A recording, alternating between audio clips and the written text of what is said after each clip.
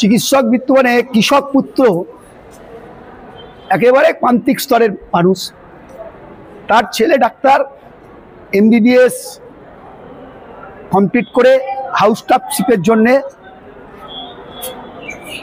প্রস্তুতি নিচ্ছিলেন জয়েন করবেন বলে। তার আগে এটা আরেকটা আর্যিকর হতে পারত, কিন্তু আমাদের বুদ্ধিজীবী সমাজ তারা ঠিকমতো লড়াই আন্দোলনটা করলো না, এবং আন্দোলনই হয়নি।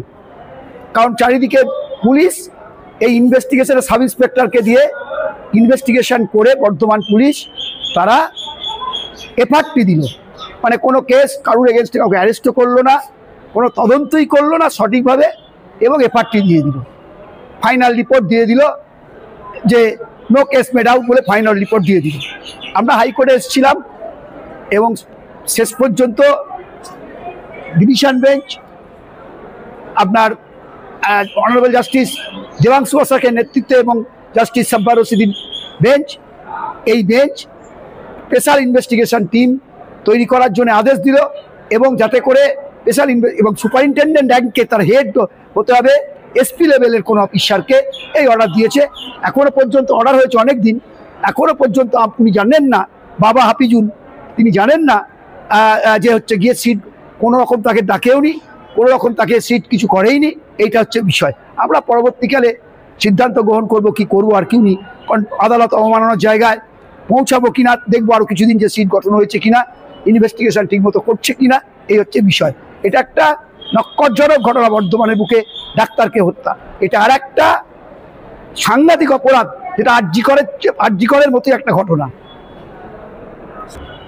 ঘটনাটা হচ্ছে ছেলে ডাক্তারি পড়ছে, MBBS কমপ্লিট করে হাউস স্টাফশিপ নেবে হোস্টেলে থাকতো। সেই হোস্টেলে কোনো একটা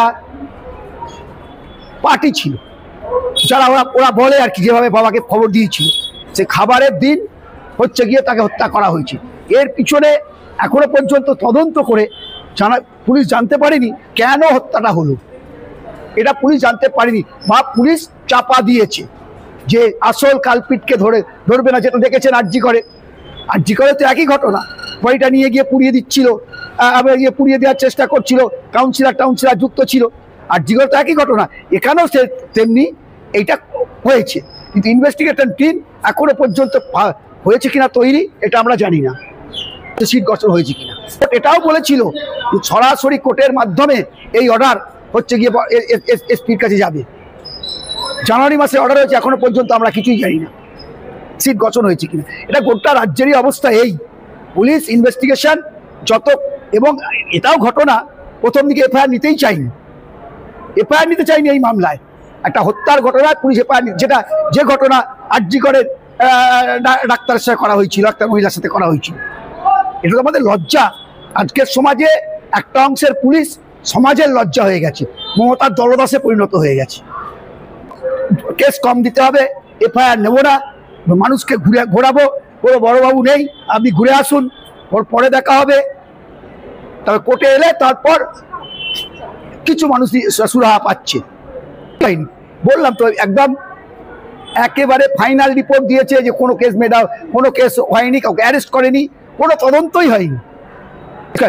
একটাই কারণ যে ডাক্তারদের মধ্যে কিছু একটা গোপন বিষয় সেটা বেরিয়ে যাবে, যেরকম করে আরজিকরের আপনি জানেন সুপারিনটেন্ডেন্ট, কিছু একটা ঘটনা বেরিয়ে যাবে, সেটা জানলে তো আমরা বলে দিতাম। সে তদন্ত তো এমনকি বহু তদন্তের কোনো তদন্তই করেনি, মোবাইল সিজ করে বলছে আমরা সিজ করিনি, অথচ মোবাইল সিজ করে নিয়ে গেছিল, ওনার সামনে নিয়ে গেছিল মোবাইল, অথচ বলছে সিজ করিনি। কোর্টে এসে বললো আমরা মোবাইল সিজ করিনি।